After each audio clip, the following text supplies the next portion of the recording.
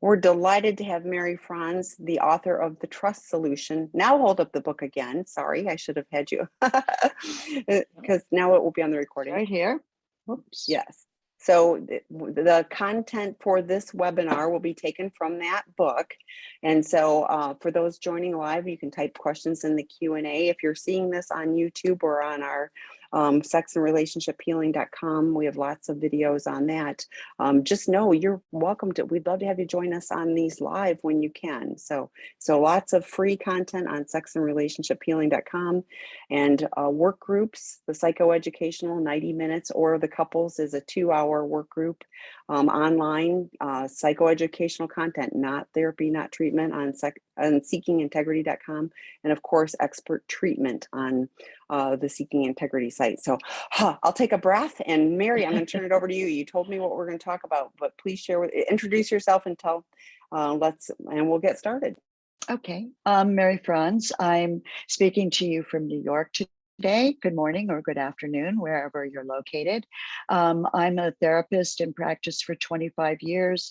I work with relationship issues with individuals and couples, and I work a lot with situations where there's been betrayal in the relationship. So last month I talked about the 3 stages that a relationship goes through that I characterize in my book: the rupture or crisis stage, the repair stage, where the 6 steps for healing are detailed, and then the renewal stage, which is where couples focus on things that are important to have in the relationship for long-term satisfaction. So just to review briefly, last time I talked a lot about the rupture stage and what the needs were for both partners. Briefly, I talked about recognizing the effects of the trauma and the stages of grief, the needs for safety, soothing, and support, to learn more about the betrayal, to acquire tools for safety and soothing for both partners, to acquire resources for safety and soothing. And then for the hurt partner, it's very important to start evaluating your partner's availability and willingness to engage in the repair process. So today I'd like to focus on how does the repair process get started and what are the 6 steps of the repair process. I just like to define the terms that I'm going to use. I use the term hurt partner to refer to the person that's been hurt. And I use the term healing partner to refer to the addict or the betrayal, because they are the one that's in the position of starting to heal the rupture in the relationship. So the first 4 steps of repair, which I list in my book, there's 6 steps altogether, but the first 4 steps are really the bedrock for the plan. And that's accountability, honesty, agreements, and evaluating progress. So I'd like to talk a little bit about what happens with each of those 4 steps and mention some of the tools that are used, because the way the 4 steps happen is through the day-to-day actions and behaviors.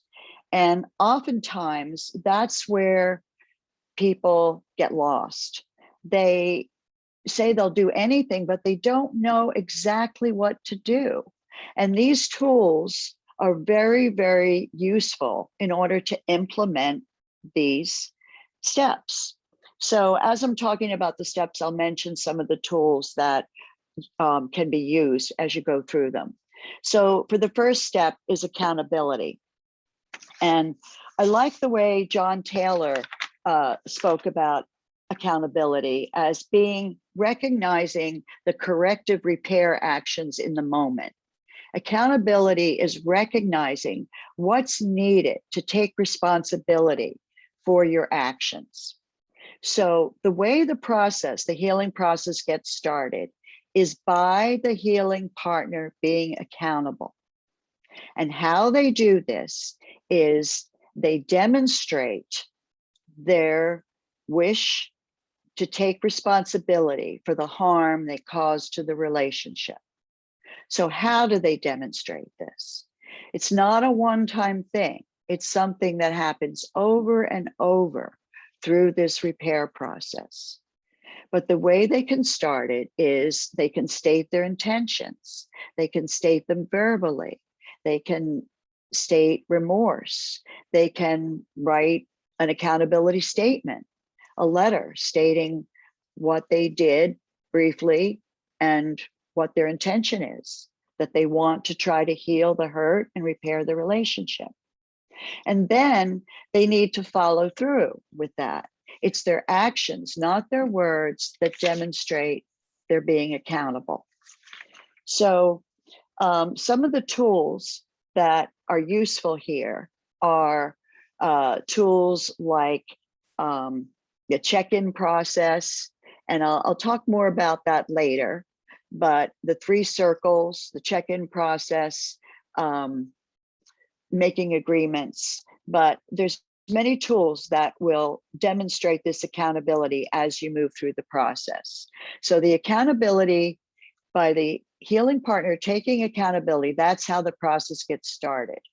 And the hurt partner doesn't need to feel like they have to do anything at this point. All they need to do is observe what is their partner doing and evaluate the sincerity and the commitment and the follow through. They're seeing their partner trying to move across that bridge to meet them.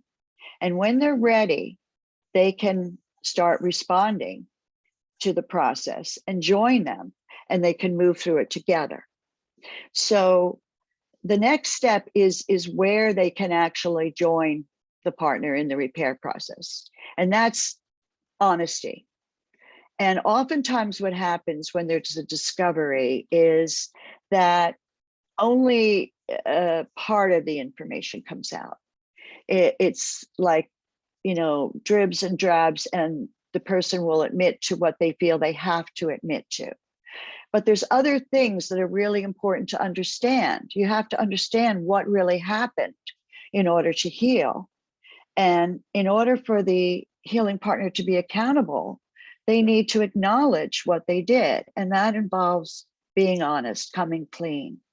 And the best way for that to happen is with a formal disclosure process where it's prepared for, the therapists are involved to support the process, and it's not haphazard.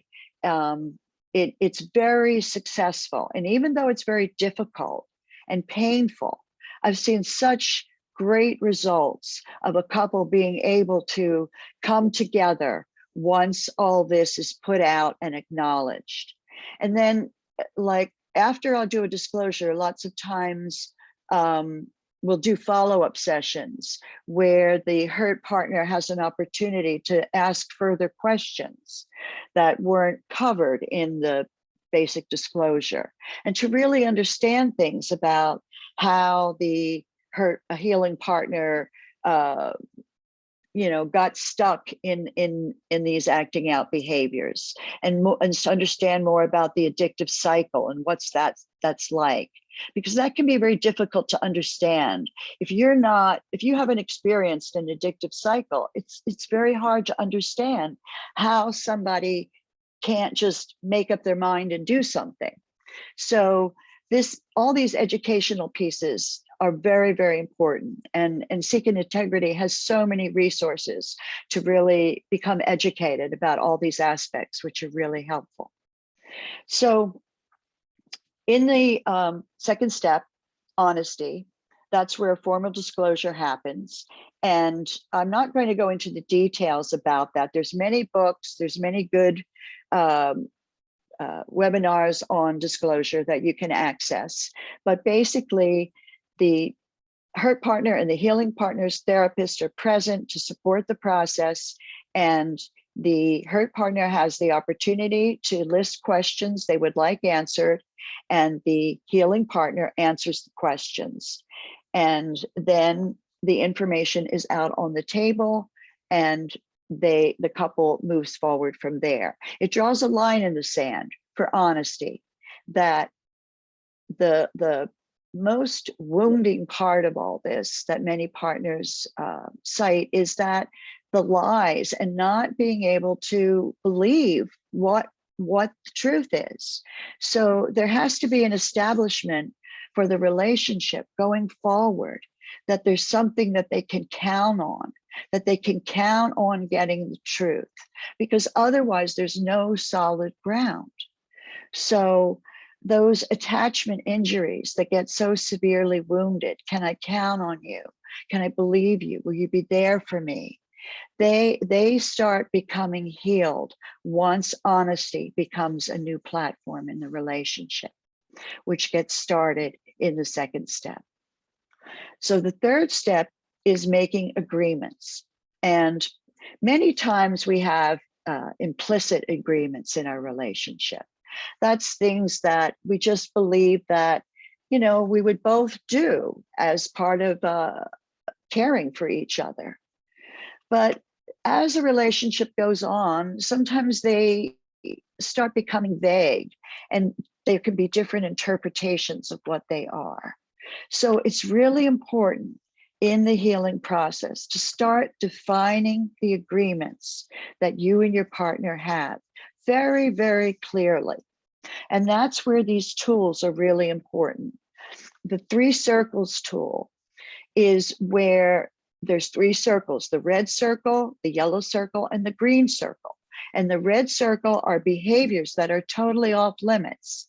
The yellow circle is behaviors such as being on the computer, just browsing the computer, that are dangerous, that can lead to red circle behaviors. And green circle are things you want to do more of, such as psychoeducation and getting more information, and doing therapy, being part of support groups, practicing coping strategies and healing strategies for distress tolerance. So it's a good idea for couples to use the 3 circles and to write down all these things in the 3 circles, because that's the basis of an agreement. It's very clear. This is what is off limits. And then another part that can support honesty here is to have an agreement that if there's a violation of a yellow circle behavior, that the person that violated will let their partner know within 24 hours. That way, the person doesn't have to walk around with this anxiety of what's happening, I don't know what's going on. And it's a very difficult thing, but when I see the healing partners start to implement this, it makes such a huge difference in repairing the trust. The hurt partner starts feeling like, yes, I can count on this person. I know who they are. There's not this hidden part of them that I don't understand or I'm not aware of. So those agreements, crafting those agreements are so, so important. So to review what the agreements would be about, they would be about boundaries, the boundaries for the healing partner, the boundaries he needs or she needs to maintain with other people outside the relationship, the boundaries for the hurt partner that they need to maintain for safety, which would be, for an example, would be an agreement for when either of us are triggered, that we have a signal or a word to hit the pause button until we can regulate, and then we can continue. Because to continue trying to connect or solve a problem when people are dysregulated just doesn't work. Okay, so agreements for boundaries, for conflict resolution, distress tolerance, and for let's see, boundaries. Oh, transparency. That's another very important agreement, because words don't really mean anything at this stage of repair. They have to be backed up with concrete demonstrations of the actions. So many partners, what they need to feel safe and comfortable is to have an agreement with their partner where they don't have to continually ask or continually be in a conflict about how transparency will be provided. So it's good to sit down and have a discussion. Sometimes this is best done with a therapist about what are the agreements for transparency. Can I have a GPS that I can see to see your whereabouts? Can I have the pass the passwords to your electronic devices and things of that nature? So making agreements and then following through with the agreements. So that's basically the first three steps. The fourth step is to evaluate how things are going.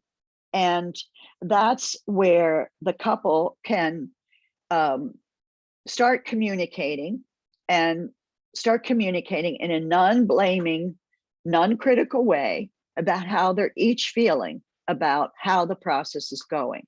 And I always say no blame, no criticism. There's many ways to say things. I try to emphasize making requests as opposed to, well, you're doing this, or that doesn't work. So if there's a need, as you're in the fourth step, that you see that you would like, for example, another method of transparency, to make a request of your partner in a non-blaming way.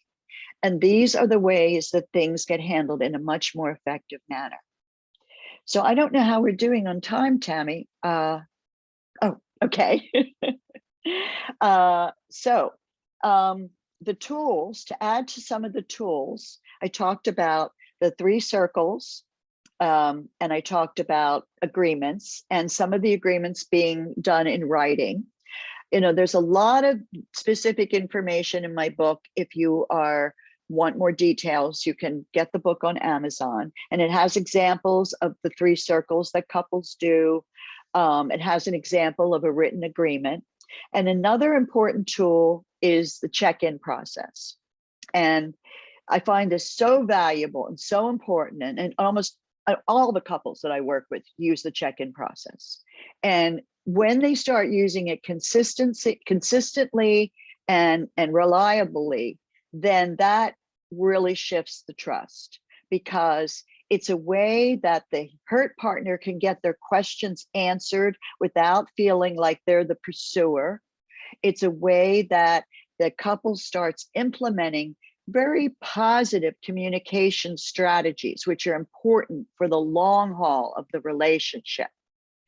And there's a model for the check-in. It's called Frons. You can look it up on the internet, or it's in my book. I'll just briefly identify the 4 components, which is, and another thing that's really important is keep the check-in short. Like, a lot of people don't want to engage in something that they think is going to take up the whole evening. If you agree, we limit the check-in to 10 minutes, so we can do it on a more frequent basis and be efficient about it, then it doesn't become something that somebody starts trying to avoid. So each person names a couple feeling words. Then they express an appreciation. Appreciations for your partner and what they're doing are really, really important. As John Gottman says, there needs to be 5 appreciations to every negative comment. So getting more verbal appreciations into your relationship is a really important tool. Identifying needs, just naming a need that you have. And it doesn't have to be a need that you want supplied by the partner. It can be a need for a more organized schedule, or a calmer environment, or it can be anything. But what it is, it's letting your partner in. It's sharing your inner world. And that's another real important component of building trust and intimacy and connection, is sharing your inner world and sharing your needs. To be vulnerable in sharing those needs, letting your partner see them. And that can be very difficult for people who've had to become very self-reliant and self-sufficient because of the way they grew up. But learning to do this is very, very important.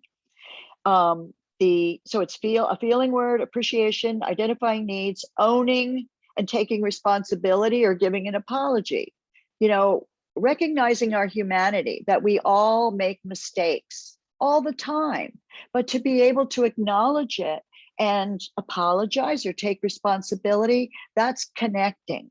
That creates trust. And the last step in the check-in is sobriety or self-soothing. So for the healing partner, for them to report what are they doing to support their recovery and their sobriety, letting their partner know, like, I talked to my sponsor 3 times this week, I'm going to my men's group on this night. You know, that puts the partner in a more secure position where they don't feel like they need to ask, they don't wonder, they don't worry. Just freely giving that information makes so much difference. And for the hurt partner, for them to report on what are the things they're doing to make themselves stronger, to support their emotional regulation and self-soothing, how they may be practicing more meditation and mindfulness. They may be practicing breathing exercises. They may be reading books to learn more about recovery and addiction. So all these things are important to share, and share them on a regular basis, and learn to do that, because that creates a really secure, good platform for a healthy relationship over a very long haul. That was great information. I took a bunch of notes and want to touch on that before we get to the questions. But you know, and I do agree. You know, I think it's hard for the hurt partner when they don't know. And so those check-ins that you were just talking about, you know, and both of them checking in. So it isn't just the betraying, the hurting, the betraying partner, you know, having to, you know, toe the line. Make a report, right? Yes, exactly. Because then it feels just punitive, and it ends up being, you know, it's a sharing thing, right? If it's like we're both talking about it, I love that you're talking about, and it doesn't have to be just about addiction and, you know, triggers, and it can be like, oh, my crazy schedule at work and I feel overwhelmed, you know, like, well, that's really useful, because, you know, if I'm feeling overwhelmed with work, I have less bandwidth for everything else as well. So right. So it's just, you know, and I think Thanos, if so, I'll type that in the chat in a moment, because you know, we talk about some of this stuff, and if you're just joining us for one of the first times, this probably sounds like Greek to you, and it is. It's a different language. We approach things differently. So hang in there. There's information, you know, on all of this. You talked about the 3 circle, and, you know, and you mentioned, you know, the red circle is and I always say, if you draw this, the red circle's the smallest, the things that we're looking to give up. Oh, you know, horrible for addicts, we have to give something up. But, you know, it's the smallest piece. The middle circle, the yellow, you know, oh, danger. Okay, I may be, you know, sliding into a danger zone. But the outer circle, it isn't. You know, all of those things that you mentioned are great, but there's also all the other things that contributed positively in our world. My husband and I take dance lessons. That would be in my outer circle. I hike. That would be in my outer circle. Those are things that nurture me, that have nothing to do with 12-step or seeing a CSAT therapist or any of those things. But I am grateful that in recovery, my outer circle has filled in with a lot more things that are nurturing me.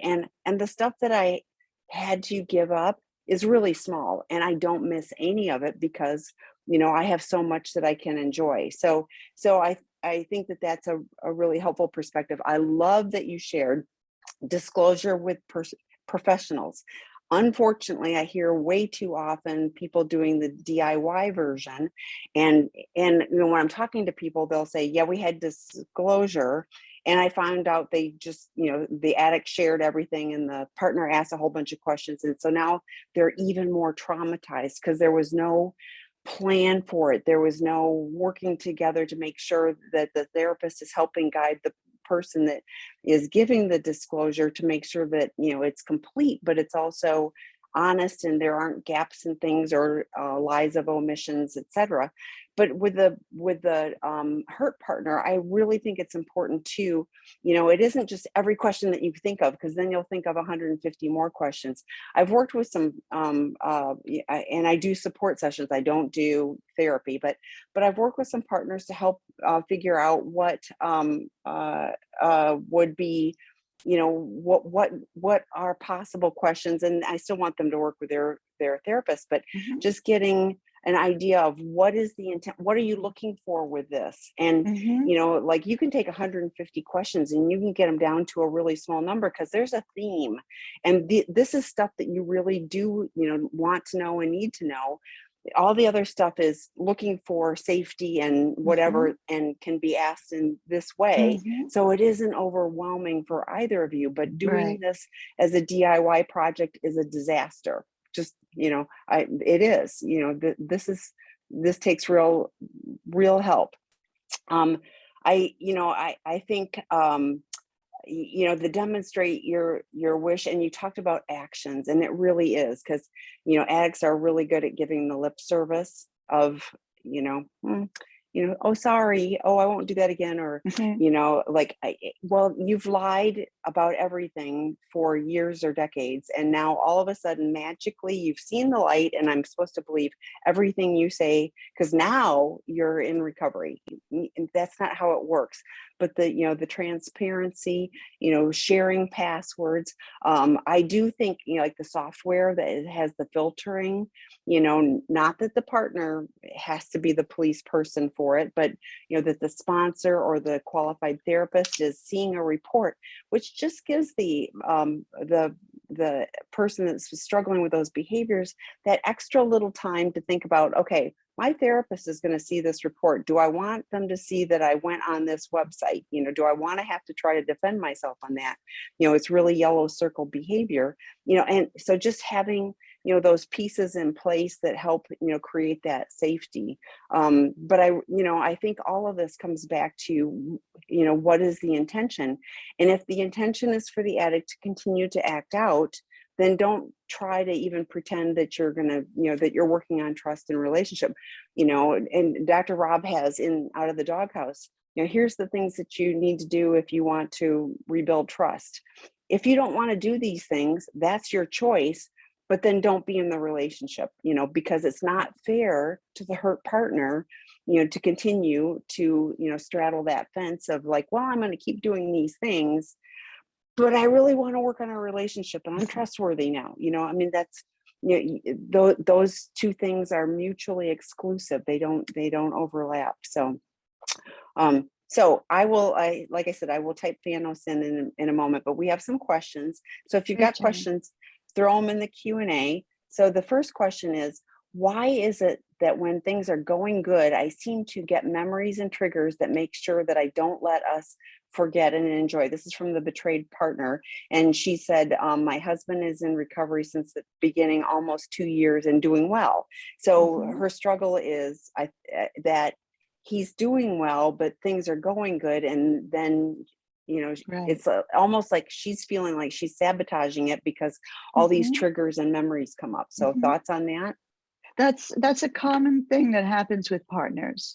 And it can come from like fears from what you went through. When we, like, as I say so many times, the brain's a pattern recognition machine. And if it recognizes a pattern that can take you back and remind you of that time, it can be just something that, that was present at that time. It's really insignificant. It's just the brain retrieves that memory, and then you're back in the past. And I think an important antidote for those situations is mindfulness. That when we are feeling anxious because we're worried about the present, or we could be anxious about the past or depressed about the past, if we practice mindfulness where we just focus on being present, and the tool for that is to focus on our breathing, breathing in to the count of 3 or whatever, holding the breath for 3, breathing out. And to do this several times, and you just focus on the breath, it changes your thought pattern. It takes it away from the future or the past and puts you in the present. So learning to to use mindfulness to focus yourself on the present is really an effective strategy for getting yourself out of that, and recognizing that that happens. That's normal. You know, our brains are like the monkey minds. They do all these crazy things, but we as humans have the ability to cope with that and devise strategies to deal with it. I hope that was helpful. That is really helpful. And I was thinking, you know, I have done a mindfulness practice at times where, and you know, when a negative thought or something comes across, I visualized a babbling brook and how the water flows over the rocks, but it keeps going, and that was an ability for me for those moments to let go of that negative thought. I have used, and I've shared this before, the serenity prayer of as a mantra when I've gotten stuck, you know, with something, and just remembering I only have choices over my actions and reactions. So I can't control all of those other things, or even those things that are triggering to me, but I can choose my reaction to it. I can take a moment and be mindful, do some breathing, or you express that it could be fear. And I think that that's really important to understand. And, you know, fear of something is not actual something. You know, there are times when, you know, being aware and being fearful, you know, serves us well, it keeps us safe, but identifying, is this truly, you know, something that is going to be harmful to me, or is this just a fear of something, you know, and being able to evaluate that. And it may be just pick up the phone and call a peer, you know, and go, hey, I need a little support right now, want to run this by you. I mean, there's so many techniques, but you deserve to have joy. And if things are going well, instead of letting his addiction and those triggers, you know, steal that from you, you know, what can you do to help, you know, to help support your ability to find joy and peace? That would be. I'd just like to add too that what you're giving yourself is, when you learn to start practicing these strategies, you're learning to develop mastery that you can take pride in, your ability to learn and to use coping strategies, that's a good sense of pride that you can develop for yourself. Yeah, and that's a great point too. And I think the more you have a little success of like, okay, I've been through this, you know, I got triggered before and I used this and that worked. And if something doesn't work, guess what? Try another one, because, you know, like not everything, you know, I have friends that do yoga. They are great at yoga. They swear by yoga. I suck at yoga. That would not be a good choice for me. So like, I understand that, but there's other things that I can use that have been helpful, you know, for me. So find what works for you, you know, because there are coping skills. There are things that will help you, you know, in that moment. I've shared this before too, grounding for me, putting my feet, something like, if, you know, I live in Arizona. I don't live in the north anymore, but putting my feet on the ground and feeling that, you know, there's something to that for me, you know, that's very grounding. And I pay attention. My feet are on the ground, you know, that's my reality right now, not all the extraneous stuff that's, you know, floating around there. So, okay. This is good. How do you build trust when the essay keeps clicking on clickbait, says curiosity is the driver, goes to therapy, but this person does not indicate if it's, you know, a CSAT trained therapist, and 12-step. How do I respond to this? Well, it sounds like that you don't have agreements, that it's really important for you to sit down and you have to define your boundaries and your agreements, and what things that you make requests, you don't make demands, but you can say that, you know, there's certain behaviors which are not working, and to make requests that changing, like the browsing of the internet, you can make a request to do a 3-circle plan. And if somebody's just roaming the internet, that's deadly. You know, there's so much that the algorithms are so clever to hook you in and get your money that, you know, they're just like a sitting victim of this. And in a sense, I see a lot of denial here and rationalization, that they're not facing in recovery, the first step is admitting your powerlessness. And, your partner needs to really be able to recognize their powerlessness in this situation. And I think, that's something that they would get even if they're seeing a therapist. Another good, and it's very delicate, to recommend recovery things from your partner. But if they would perhaps, be able to go on the Seeking Integrity site and look at all the resources there for education about how they might join a men's support group and hear from other men, how other men recognize in their recovery, if they want it to be effective, they can't do this. So, you have to watch it and see if this continues to happen. And if it continues to happen, the boundaries need to change. But the short answer is you cannot build trust. The SA is has to step up. And and again, I don't know how often going to 12-step, don't know if it's going to someone who's actually qualified. Most therapists are not trained in addiction, and even fewer are trained for this specific area. But this is one of those where what the SA is doing is not enough. So maybe needs to see their qualified therapist twice a week, 12-step every day. I said again on Dr. Rob's live Q&A on Monday night, if the addict is spending as much energy on recovery as they did on their acting out, they'll do great. That this person has time to be curious means that they could be doing recovery work. Right. They could be engaging in other things. So curious about recovery work. Yes. Yeah. Yeah. I mean, so the Out of the Doghouse group started last night. We have people that join, after missing one. We had a Sex Addiction 101 work group that started on Saturday. But these are psychoeducational groups to help support recovery, help get a foundation, of recovery. So those are on the seekingintegrity.com site.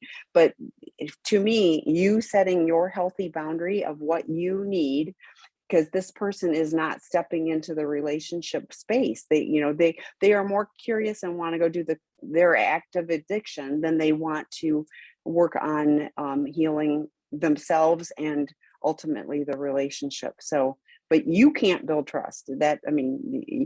So somebody shared, I love this one. I wish I knew who to credit, but when you're trying to do the work, it's like you showing up in the rowboat with one oar. You're working really hard, but you're going in circles because the other person isn't rowing. And so you can't fix the relationship. The person that's the betraying partner,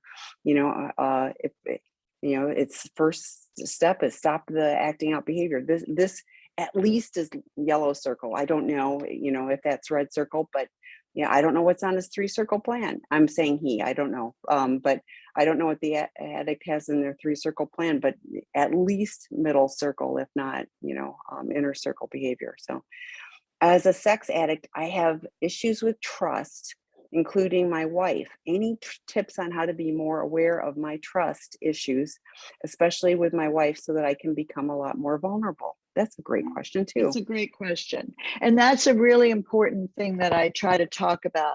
The trust needs to get developed both ways. It's not just the hurt partner developing trust with the healing partner. The healing partner needs to develop trust in so many areas. So one way to start doing this is you have to kind of, go out of your safety zone and try new behaviors that you might feel like that it's not going to work, or she's not going to listen to me, or, in my men's group, I'm always encouraging the men to lean in more, because they won't lean in because they're afraid and they don't expect to get validation or a response. So you have to try, you have to take risks, but putting it in a context where maybe you can communicate with your partner that I would like to do this. My intention is I want to become more open. I want to become more vulnerable. So what I'm going to try to do is I'm going to try to start sharing more. And it would really be helpful if you can recognize that I just need a little help with this. It's when partners can really understand the intentions of each other and be there for each other. It just makes it work so much better. And that involves communication. But you have to choose a good time and a good way to communicate. It can't be in a fraught moment. It's a sitting down and discussing something where you can each understand each other better. And I was thinking, like I can imagine, well, first of all, if we lie all the time, we expect everybody else to lie. So it may be coming a little bit from that, so that, we know we aren't trustworthy, so we anticipate other people aren't as well. So, and it does take time. I was also thinking though that, some of the attachment wounds, we talk about this, Troy Love talks about it in the 4th week of the month, and I have a feeling some of your wounds are getting poked, or you're worried about them getting poked, and your wife may have, similar. But so Troy Love does have a work group starting on seeking integrity next week, Monday, so on the 7th. And I would invite you to at least look and see if that work group might be a fit to help work on some of those vulnerabilities, so that it isn't, Troy uses, words like the politician, and I mean, the judge, and all of those, like the judge, like, well, you don't deserve to be, trustworthy, and whatever, like all of those, things. He was super helpful. I actually learned after lots of time in recovery that I have a really huge abandonment wound, but being able to name it and know that that's getting poked, then Makes I can, all the difference. yes, Right. then I can do some, I can choose rather than going, oh, you don't just go to your default. Right. Yes, And I think that would be really helpful for this person with the question to recognize what is getting triggered in you. Like, it could be the sense of powerlessness that from your childhood, you weren't able to affect change or get the kind of response you wanted. But now it can be different. Right. Troy calls that the impotent one. So yeah, I mean, there's like just having the ability to articulate what it is, and then going, okay, now I can make a choice, may be useful for you. So, okay, next question. How can I go forward after disclosure when my partner begins to act out again and denies? Then we get to an unbelievable fight when I know he is not truthful. Well, I think that when you discover something that makes you doubt he's being truthful, to let him know that this is coming up for you and what you need. And if that can't be supplied, then you're kind of at a standstill right there, where there has to be a different boundary. You might have to take a step back and say, I don't feel safe right now with the way things are going. And to give some thought and talk to your therapist about what you need to increase your safety. Because the most important thing is to protect yourself. I say, as adults, it's our job to protect ourselves. So you have to think about, if you're in a relationship where this is continuing to happen, that's not safe for you. How can you, create some new boundaries for yourself? Well, and like you talked a little bit about not doing this when you're triggered, and I'm going like, so you get into unbelievable fights that are not helpful for you. I mean, they don't move anything forward. So you setting a healthy boundary of like, I just need to step away. He's lying. So what do you need to do to put into place for your safety, but not even bothering to engage in those fights? Exactly. I mean, it doesn't serve anybody. That's the challenge with those. So it becomes a power struggle where you just, who's right here. So not engaging in that. That's a great point, Tammy.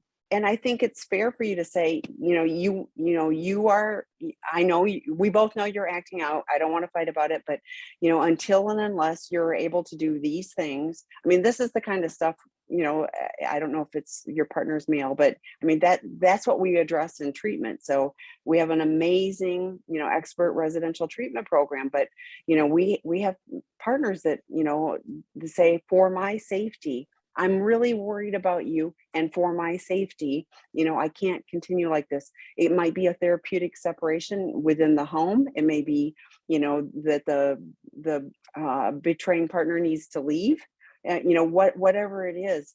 But otherwise, you guys are, on the hamster wheel because, it's fight and probably, acting out because justified because, oh my gosh, we had this terrible fight and, my partner just doesn't understand me. So now, I mean, no, I'm not making excuses. I'm not justifying it at all, but addict brain, that's where it goes. But to you, please find healthy support for you regardless. I know lots of partners, I mean, they stay in the relationship for lots of reasons, no judgment, and the betrayer continues to act out. You cannot build trust, you cannot do that, but you can find support outside the relationship. You can be with other betrayed partners, you can have your healthy professional therapist that supports you from a codependent lens, so you can have your life regardless of what the addict is doing, and it doesn't have to completely tear you up. I think that's a really good point too, to focus on getting some of your needs met and put the focus there and not on trying to change or convince your partner to do what they or don't seem willing to do. If you focus on getting support and resources, you'll figure out how to move forward. Yeah, because and I mentioned the serenity prayer earlier, like it was really challenging for me to learn that I don't have to be affected by everything that happens, like that I could, even when somebody's being horrible to me, like I don't have to take that on. It's hard. It was hard work, because I wanted to react, but then I'm like a ping pong ball going all over the place. That wasn't serving me well. So learning that I have no control over the crazy drivers. I have no control over, nothing except my actions and reactions. I can choose those things. So lots of times people are trying to put emotions on us that they don't want to handle by themselves, and we don't have to take them on. We just give them back where they belong. Thoughts on a situation when an SA has stopped fulfilling agreements and observing partner boundaries, including recovery work? I'm not sure I understand. Well, so what I'm reading in this is, so the SA is not being accountable and observing partner boundaries. Well, the easy thing to that is, if there's a partner boundary, there's a consequence. If you don't do this, and it's not punitive, it's just, if this is my boundary for my safety. So if you cross this boundary, then what is the consequence? Because a boundary is nothing if there's no consequence. So because addicts will for sure poke holes like a colander in every wall of boundaries, and if they know that there's no meat to them, then they will, then they can continue to, I'm an addict, so I'm saying this from a place of like, I'm telling on myself too, like those boundaries have to be in place, but there has to be, if you cross this boundary, then this, and so that's what I'm reading.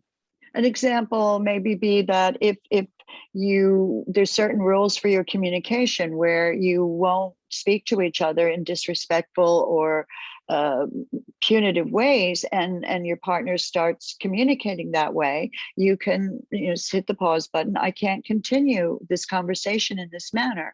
I will continue when we can talk, along the lines of our agreement, without blaming, but just trying to exchange information. So you can withdraw. And there's many degrees of withdrawal that you can use. And I was thinking, I have found it really helpful to use the story I'm telling myself. The story I'm telling myself when you're no longer following the agreed upon agreements is that you don't care about us or our relationships. Is that true? That's a great way of framing it. Instead of blaming, it changes the language of blame. That's a Yes. great phrase to use. Yes. Yeah. And I have found it very effective. Or Mhm. I'm curious. Like you agreed to this and now, you seem not to have done that, but we haven't had a discussion about why, or, that you're looking to shift that, or, what you're looking for that would be different. May we have that conversation? I want to understand, again, being curious, the Curiosity. story Mhm. I'm telling myself, those are non-threatening ways that don't lead immediately to a fight, Right. or should not, if somebody's looking to work on the relationship. Sometimes addicts are clueless, Mhm. about what's going on. But what I'm reading, this is slippery slope stuff to me. If I'm stopping doing the things that were working and helping our relationship heal, and I want to go back to doing things that are selfish, then I'd be concerned about at least yellow circle behavior. But hopefully that's And helpful. using curiosity to stay out of power struggles. Power struggles just don't work. Right. Yeah, they don't serve any positive purpose. So, can you recommend some trust building activities for a recovering couple? I bet your book Oh, is chock sure. full of them. Yes, there's lots of them, especially in the third section, which is on renewal and renewing the relationship. There's lots of activities that the couple can start to do together to move their relationship to the next level. Like one of them, I think it's really important, is creating a relationship vision for each partner to list the qualities that they see in their ideal relationship, not in negative terms like we don't, but say, we take fun and exciting vacations together. We have a mutually fulfilling sex life. We are we parent our children in thoughtful and kind ways. Start listing these things. It doesn't have to be a lot. You can start with like 4 and then merge them. And that becomes your roadmap that you both focus on. This is the kind of couple that we are. Forms the couple identity that you take pride in. This is how you operate as a couple.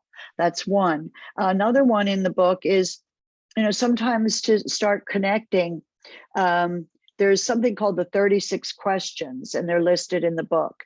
And if you don't have anything to do and you're just sitting around, instead of just watching TV together, you could take some time where you ask each other some of these questions. And what they do is they reveal deeper aspects of what your thoughts and your fears and your dreams are to each other. And it's a way of getting into, your partner's deeper self.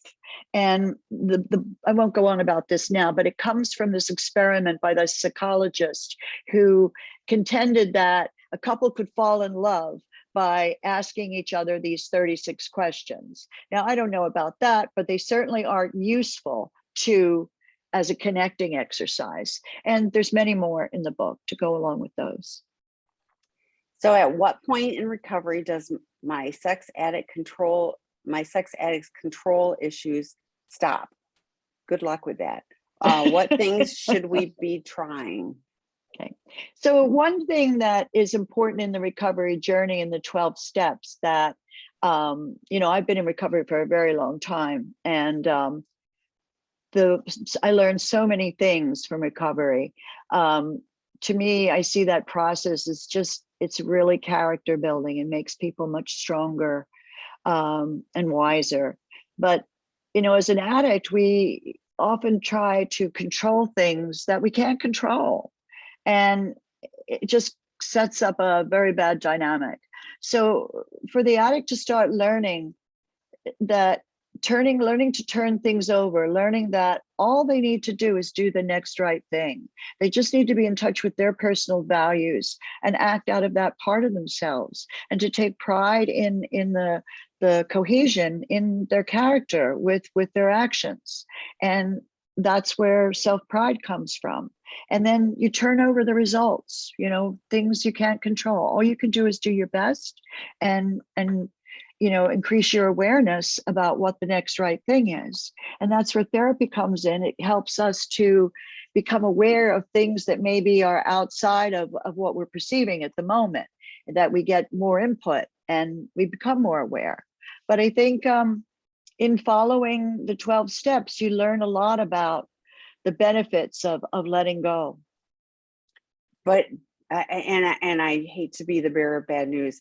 Like, this is one of my huge issues. I am a control freak on some levels, and it never completely stops. I am way better, but now I know, and I feel it in my body when I'm like, because my serenity starts to ebb away. And so the more I am able to just let things go, the better I feel. But there are moments when, and I go to my personal 12-step meeting, and I sat in my group recently, and we were talking about this exact same thing. And there's lots of us that have a number of years of this. And, so this is an ongoing journey. This is the path.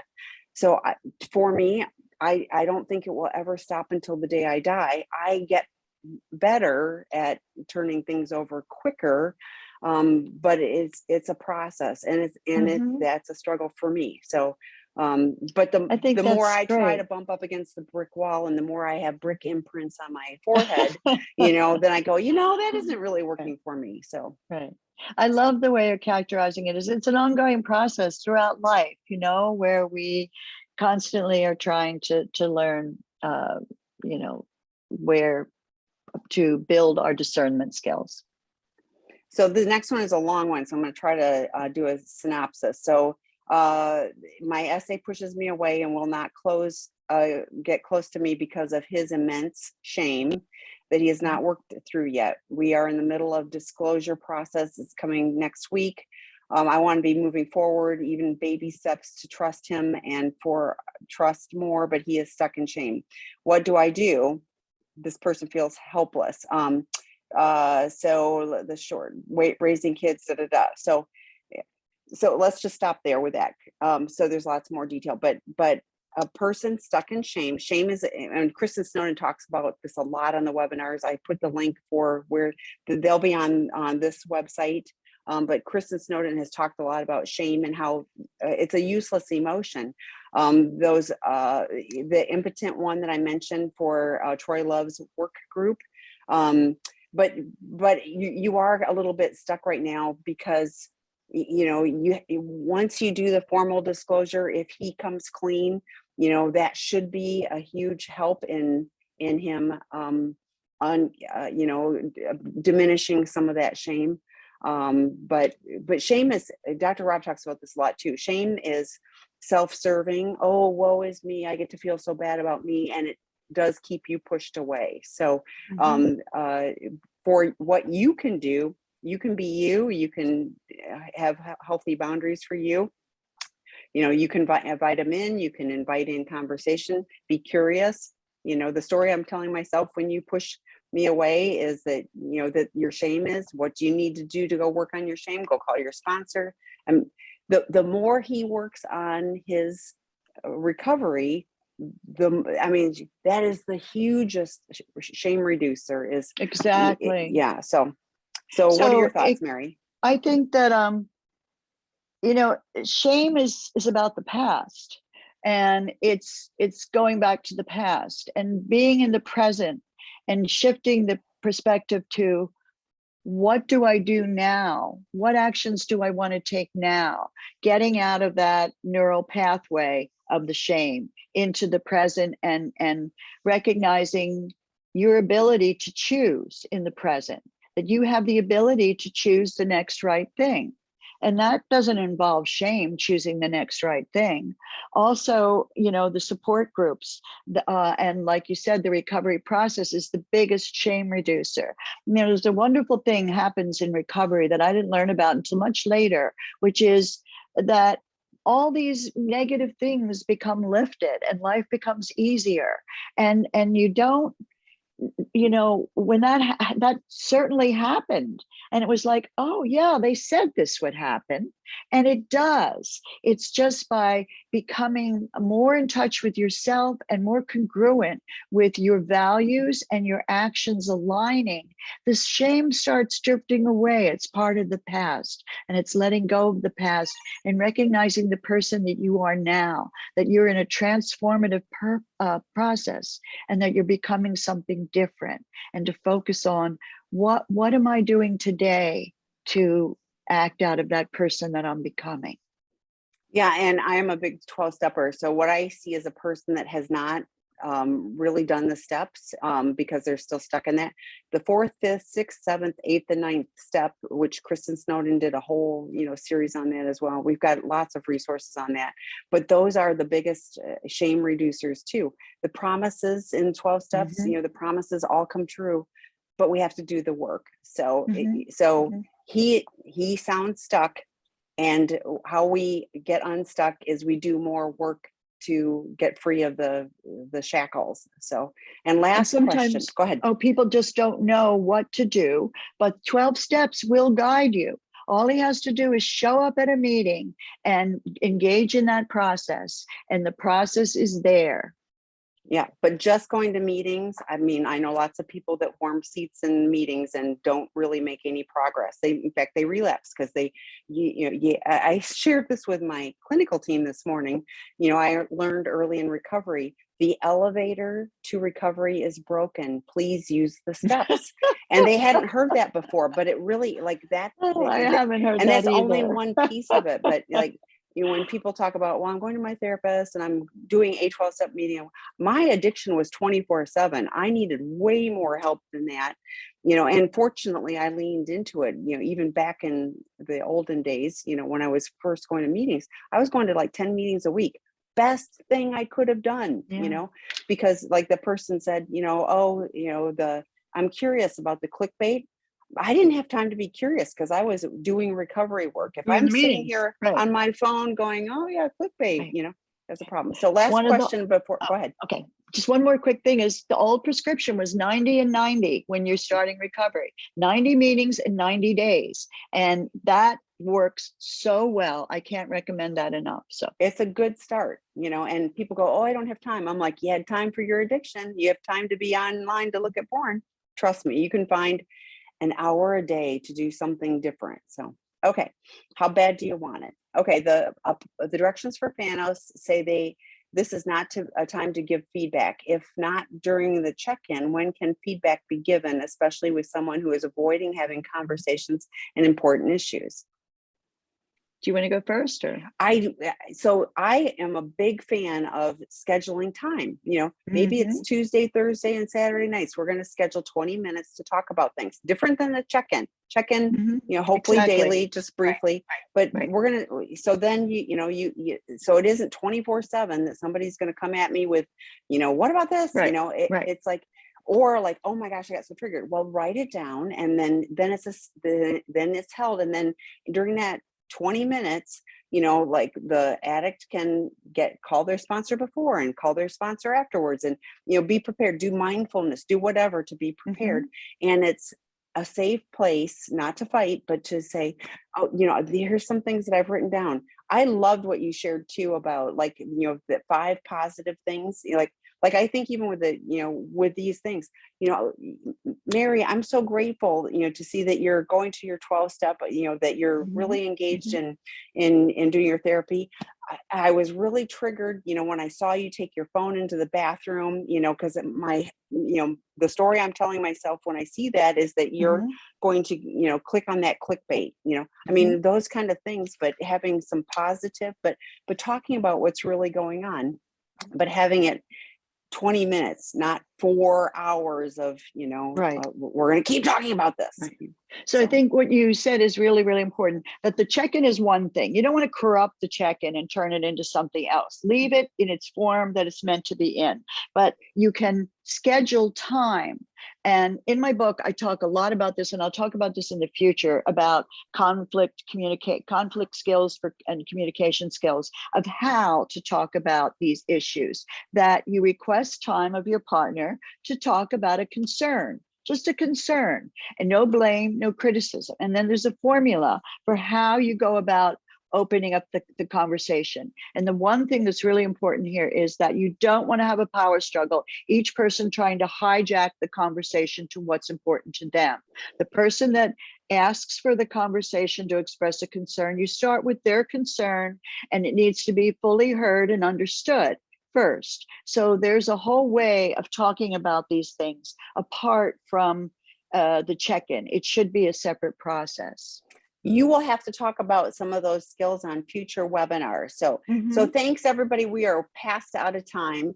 Mary won't be here in March, but she'll be here in April again, and she's got lots more of great stuff to share. Thank you all for being here, and I'm going to go answer the phone. Thank you, Tammy. Thank you, everyone.